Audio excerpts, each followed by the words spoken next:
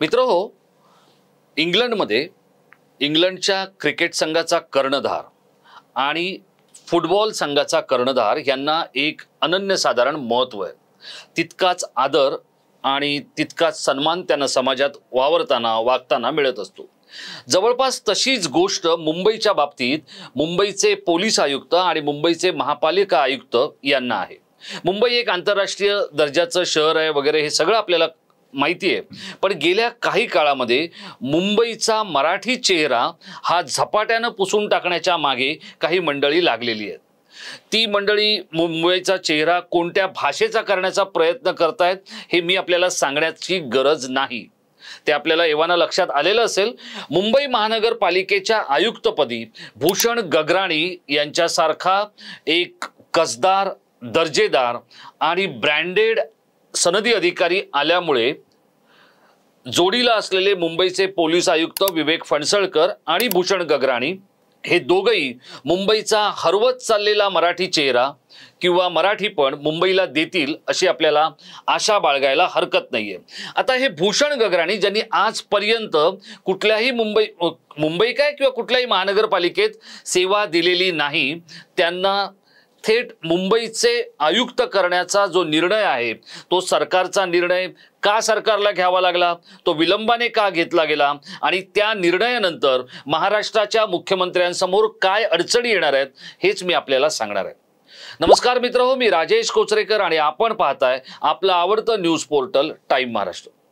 मित्रहो, गेल्या काही तासामध्ये मुंबई आणि संपूर्ण देशभरात खळबळ माजली ती निवडणूक आयोगाच्या एका जोरदार दट्ट्यामुळे। आणि हे काही फक्त महाराष्ट्रात घडलेलं नाहीये।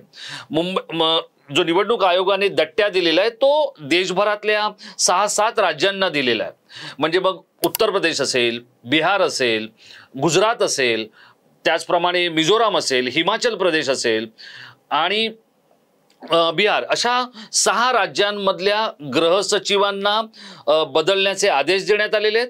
इतकंच नव्हे तर हिमाचल प्रदेश आणि मिझोरामच्या सामान्य प्रशासन विभागाच्या सचिवांना देखील बदलण्याचे आदेश दिलेले। आता हे झालं इतर राज्यांचं। पश्चिम बंगालमध्ये तर पोलीस महासंचालकांना का बदललं नाही असा दट्ट्या पण देण्यात आलेला आहे। हे इतर राज्यांचं होत असताना महाराष्ट्रात जे काही घडलेलं आहे त्यामुळे संपूर्ण महाराष्ट्रातलं प्रशासन निवडणुकीच्या आधीच काहीसं गडबडून गेलेलं आहे। जवळपास 100हून अधिक अधिकारी आपल्याला आता कोणती पोस्टिंग मिळणार आणि ती मिळाल्यानंतर ती आपल्या मनासारखी मिळणार आहे की नाही याच चिंतेने चिंताग्रस्त झालेले आहेत। इतकंच कशाला, पण अजून इक्बाल सिंग चहल ज्यांना मुंबई महानगरपालिकेमधून तात्काळ उचलण्यात यावं अशा पद्धतीचा दट्ट्या निवडणूक आयोगाने जो सरकारला दिला त्यामुळे त्यांनाही अजून पोस्टिंग मिळालेलं नाहीये।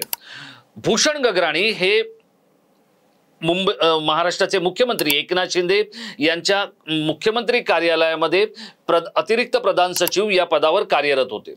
त्यांना मुंबईचं आयुक्त करण्यात आलेले 1989च्या बॅचचे भूषण गगराणी हे जर आपण संपूर्ण देशातले चांगले अधिकारी जर काढले पहिले 10 तर त्यामध्ये भूषण गगराणींचं नाव घेतलं जातं। 1990 साली देशात 3ऱ्या क्रमांकाने ते IAS ची परीक्षा म्हणजे UPSC ची परीक्षा जी आहे ते उत्तीर्ण झाले आणि मराठी भाषा घेऊन त्यांनी ही परीक्षा दिलेली आहे। आता आपल्यापैकी अनेकांना वाटेल की अरे भूषण गगराणी ते तर मराठी नाही आहेत।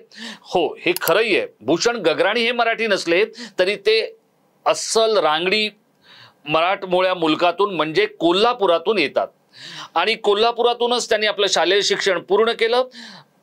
आजपर्यंत नारायण राणे, विलासराव देशमुख, त्याचप्रमाणे उद्धव ठाकरे, देवेंद्र फडणवीस आणि एकनाथ शिंदे अशा 5 मुख्यमंत्र्यांकडे त्यांनी सचिव म्हणून काम केलेलं आहे आणि एक करड्या शिस्तीचा जे असेल ते समोर मांडणारा असा हा अधिकारी मराठीच्या साठी सतत आग्रही आणि प्रयत्नरत असणारा अधिकारी आहे। आता भूषण गगराणी यांनी मुख्यमंत्री पदाचा कार्यभार सोडला आणि ते मुंबई महानगरपालिकेत बुधवारी संध्याकाळी रुजू झालेले आहेत। आज त्यांचा पहिला दिवस आहे आणि बघा जे मी म्हटलं आपल्याला की मुंबईच्या पोलीस आयुक्तपदी कोण आहेत तर विवेक फणसळकर आहेत।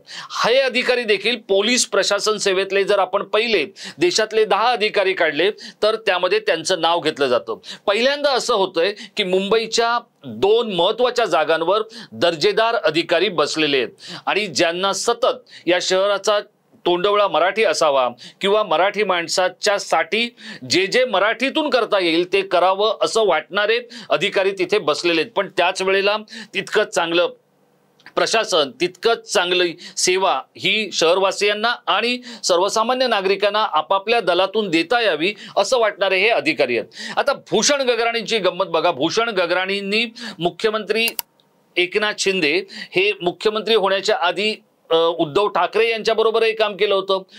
आता हीच गोष्ट इक्बाल सिंग चहल यांच्याही बाबतीत लागू पडते. म्हणजे प्रत्येक मुख्यमंत्र्याचा जीव मुंबई महानगरपालिकेमध्ये असतो हे जर आपण म्हटलं तर ते चुकीचं ठरणार नाही. ज्या वेळेला उद्धव ठाकरे मुख्यमंत्री होते त्यावेळेलाही आयुक्त इक्बाल सिंग चहल होते, ज्यांची आयुक्त म्हणून नेमणूक झाली होती 8 मे 2020ला. 3 वर्षाहून अधिक काळ झाल्यानंतर आधी ते उद्धव ठाकरे पितापुत्रांसाठी काम करत होते अशा पद्धतीची टीका त्यांच्यावर करण्यात आली होती. कोविडचा घोटाळा, जे काही अधिकारी कोविडमध्ये थेट जबाबदार नाही आहेत त्यांच्यावरती ईडीच्या कारवाया, हे सगळे इक्बाल सिंग चहल यांच्या कारकिर्दीत झालं. आणि इक्बाल सिंग चहल यांच्या एकूणच कार्यशैलीबद्दल प्रचंड नाराजी ही विरोधी पक्षांमध्येही होती आणि सत्ताधाऱ्यांमध्येही होती. ते मुख्यमंत्री सोडलं तर कोणाचं ऐकत नाहीत असा एक खूप मोठा ठपका त्यांच्यावर ठेवला जात होता. आता इक्बाल सिंग चहल कुठे जाणार? इक्बाल सिंग चहल यांच्या ज्येष्ठतेनुसार म्हणजे ते 1989च्या महाराष्ट्र कॅडरचे अधिकारी आहेत, त्यांना मुख्यमंत्री कार्यालयात जाणंच अपेक्षित आहे किंवा ते तिथे जाऊ शकतात किंवा केंद्रामध्ये प्रतिनियुक्तीवर जाऊ शकतात. पण आता भूषण गगराणी हे मुख्यमंत्र्यांबरोबर असताना अनेक अडचणीच्या आणि कसोटीच्या वेळेला मुख्यमंत्र्यांना सहकार्य करण्याचं काम याच गगराणींनी केलेलं होतं. मुख्यमंत्र्यांच्या कार्यालयामध्ये जो गोंधळाचा प्रकार सगळा होता त्याला जितकं जमेल तितकं थोपवण्याचं काम गगराणींनी केलेलं होतं. उदाहरणार्थ अगदी परवा घडलेला जो फाईलवरच्या काही सह्यांचा विषय असेल की काही नेते मंडळी, काही पदाधिकारी, काही कार्यकर्ते थेट फाईल घेऊनच मुख्यमंत्र्यांची सही घेतात. मुख्यमंत्र्यांच्या बनावट सहीचं प्रकरण आलं, त्याचप्रमाणे लेटरहेडचं प्रकरण आलं. इतकंच नव्हे तर मुख्यमंत्र्यांचे एक विशेष कार्य अधिकारी बोगस म्हणून काम करत होते. त्यांनाही बाहेरचा रस्ता दाखवण्यामध्ये जसा मुख्यमंत्र्यांचा वाटा होता तसाच गगराणींचाही वाटा होता. जास्तीत जास्त वेळ भूषण गगराणी असो किंवा उद्धव ठाकरे असो हे सुरक्षित कसे राहतील हे बघण्याचं काम गगराणींनी केलेलं होतं. आता तेच गगराणी पालिका आयुक्त म्हणून मुंबई महानगरपालिकेत पोहोचल्यानंतर एकनाथ शिंदे यांच्यासमोर खूप मोठं प्रश्नचिन्ह तयार झालेलं आहे, निर्माण झालेलं आहे. याचं कारण असं आहे की मुख्यमंत्री कार्यालयामध्ये विकास खारगे हे देखील एक ज्येष्ठ सनदी अधिकारी आहेत, पण ते मात्र कोणतीही गोष्ट बिटवीन द लाईन वाचण्याचा प्रयत्न करत नाहीत. अत्यंत म्हणजे काही प्रशासकीय मंडळींच्या मते विकास खारगे म्हणजे जणू काही दत्ताची गाय अशा स्वरूपाची त्यांची कार्यशैली असते. आणि मुख्यमंत्र्यांना ज्या पद्धतीत विरोधकांनी घेरलेलं आहे, स्वपक्षीयांनी घेरलेलं आहे, त्यावेळेला तिथे एक असा अधिकारी असायला हवा जो सतत जागृत राहील, पण तसं काही होताना दिसत नाहीये. आता जे इक्बाल सिंग चहल काल परवापर्यंत ठाकरेंचे गुणगान आणि अगदी त्यांच्या गाडीपर्यंत त्यांना सोडायला येत होते, तेच इक्बाल सिंग चहल मुख्यमंत्री एकनाथ शिंदे यांच्या साठी अगदी भल्या पहाटे उठून शहर स्वच्छ करायला, हातात पाईप घेऊन पाणी मारायला दक्ष असायचे. पण हेच इक्बाल सिंग चहल अत्यंत कसोटीच्या वेळेला मुख्यमंत्र्यांना सांभाळतील याची खात्री प्रशासकीय वर्तुळामध्ये कोणीच देऊ शकत नाहीये असं दबक्या आवाजात बोललं जातंय. मग असं असताना गगराणींना पालिका आयुक्त करण्यामागे युतीचा म्हणजे फडणवीस आणि शिंदे यांचा दूरदृष्टिकोन असला तरी मुख्यमंत्री एकनाथ शिंदे हे मुख्यमंत्री कार्यालयामध्ये, गगराणी तिथून निघाल्यामुळे सबशेल एकाकी पडलेले आहेत. सगळं प्रशासन हल्लेलं आहे आणि या प्रशासनातले कोणते अधिकारी कुठे बसणार आहेत, त्यातला आपला कोण, परका कोण, कोणाच्या डोक्यात काय आहे हे मुख्यमंत्र्यांना ताकास तूर लागू न देण्याची अवस्था आणि व्यवस्था ही महाराष्ट्रामध्ये तयार झालेली आहे. आणि त्यामुळे या सगळ्या गोष्टींवर एकच मात्रा चालू होती, ती म्हणजे भूषण गगराणी. आता तेच गगराणी मुख्यमंत्री कार्यालयातून बाहेर पडून पालिका आयुक्तालयामध्ये पोहोचलेले आहेत आणि मुख्यमंत्री मात्र या कसोटीच्या वेळेला अत्यंत रणधुमाळीच्या दिवसांमध्ये एकटे पडलेत असंच सध्या महाराष्ट्राच्या प्रशासनातलं चित्र आहे. आपल्याला असं वाटतं का की कालपर्यंत इक्बाल सिंग चहल जे वादग्रस्त होते, बहुचर्चित होते, ते इक्बाल सिंग चहल मुख्यमंत्र्यांची काळजी मुख्यमंत्री कार्यालयात बसून घेऊ शकतील? मुख्यमंत्री एकनाथ शिंदे यांनी ज्या पद्धतीची व्यवस्था आपल्या भोवती निर्माण केलेली आहे ती व्यवस्था पाहिल्यानंतर या सगळ्या विस्कटलेल्या प्रशासनामुळे ते अडचणीत येऊ शकतील। निवडणूक आयोगाने दट्ट्या देईपर्यंत राज्य सरकार गाफील राहिलं, याला नेमकं कोण जबाबदार? आपल्याला काय वाटतं एकूणच या सगळ्या गोंधळाबद्दल? आपण आमच्या इनबॉक्समध्ये व्यक्त व्हा आणि आपण व्यक्त झालेल्या मतांशीच किंवा त्या मतांनुसार त्यावरच आपण पुढचा व्हिडिओ करणार आहोत। आपल्याला हा व्हिडिओ कसा वाटला तो आपण शेवटपर्यंत पाहिला अशी आपण अपेक्षा करूया। हा आपल्याला कसा वाटला ते आपण आम्हाला कळवा आणि असेच काही थेट बिनधास्त अचूक व्हिडिओ पाहण्यासाठी आपण टाइम महाराष्ट्राला सबस्क्राइब करा। आपण आम्हाला सबस्क्राइब केल्यानंतर आपली निराशा होणार नाही याची मी आपल्याला खात्री देतो। आणि पुढचा व्हिडिओ येईपर्यंत आपण स्वतःची काळजी घ्या। धन्यवाद।